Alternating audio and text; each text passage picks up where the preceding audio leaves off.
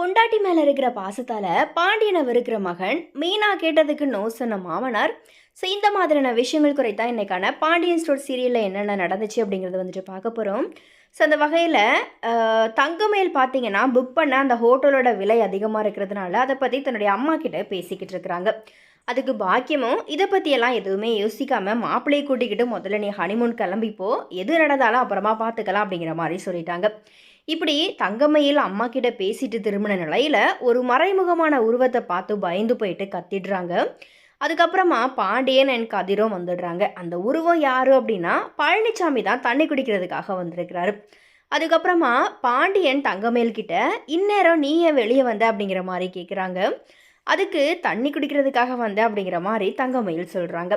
அதுக்கப்புறமா வழக்கம் போலவே பாண்டியன் பழனிசாமியை திட்டாரு. அடுத்ததா மீனா ராஜி 2 பேருமே சேர்ந்து கோலம் போட்டுக்கிட்டு இருக்கிறாங்க. பக்கத்திலேயே கதிர் பைக்கை தொடச்சிக்கிட்டு இருக்கிறாரு. அப்போது செந்தில் பார்த்தீங்கன்னா வாக்கிங் எல்லாமே போயிட்டு வராரு. உடனே மீனாவை பார்த்ததும் செந்தில் அப்படியே நைஸாக உள்ளே போயிடலாம் அப்படிங்கிற மாதிரி யோசிச்சாரு. ஏன்னா மீனா செந்தில் கவர்மெண்ட் வேலையில் சேர்றதுக்காக நிறைய டிப்ஸ்களையும் புத்தகங்களையும் கொடுத்து படிக்க சொன்னாங்க. ஆனால் அது எதையுமே செய்யாமல் செந்தில் நல்லா தூங்குனதுனால மீனா கிட்ட நல்லா அடி வாங்கிக்கிட்டாரு. அதுக்கப்புறமா கதிரன் ராஜியும் சேர்ந்து மீனாவுக்கு சப்போர்ட்டாக செந்திலை நக்கல் அடித்து பேசினாங்க.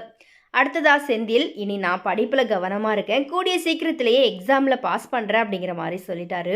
அப்போது மீனா அதுக்கு முதல்ல தினமும் இங்கிலீஷ் நியூஸ் பேப்பர் படிக்கணும், அதன் மூலியமாக தான் பொதுவான விஷயங்களை தெரிஞ்சுக்க முடியும், அது உனக்கு ரொம்பவே யூஸ்ஃபுல்லாக இருக்கும் அப்படிங்கிற மாதிரி சொல்கிறாங்க. மீனா சொன்னதுக்கு எல்லாமே செந்தில் சரி அப்படிங்கிற மாதிரியா தலையாட்டிக்கிட்டாரு.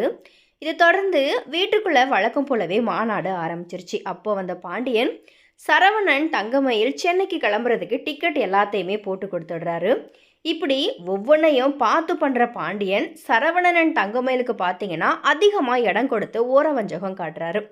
ஆனால் இது எல்லாத்தையுமே கண்டுக்காத மீனா பாண்டியன் கிட்ட நாளையிலிருந்து இங்கிலீஷ் பேப்பரும் வேணுமாமா, அதிலிருந்து படிக்கணும் அப்படிங்கிற மாதிரியா சொன்ன நிலையில் அதெல்லாம் எதுக்கு தேவையில்லாமல் இந்த தமிழ் பேப்பரை நான் மட்டும்தான் படிக்கிறேன், வேறு யாரும் இங்கே இதை எடுத்து கூட பார்க்குறது கிடையாது, இதில் இங்கிலீஷ் பேப்பர் வேறு வேணுமா, அதெல்லாம் வேஸ்ட்டு அப்படிங்கிற மாதிரி சொல்லிடுறாரு.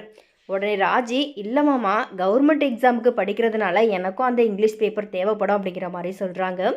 ஆனால் பாண்டியன் தேவையில்லாமல் 300 ரூபா செலவு பண்ண முடியாது அப்படிங்கிற மாதிரி சொல்கிறாரு. இதை கேட்ட மீனா, நீங்கள் பணம் கொடுக்க வேண்டாமாமா, நான் கொடுத்துடுறேன் அப்படிங்கிற மாதிரி யதார்த்தமாக சொல்கிறாங்க. இதை கேட்டதும் பாண்டியன், யார் பணம்னாலும் பணம் ஒன்று தான், தேவையில்லாமல் செலவழிக்க வேண்டான்னு தான் சொல்கிறேன் அப்படிங்கிற மாதிரியா சொல்லிட்டு கிளம்பிடுறாரு.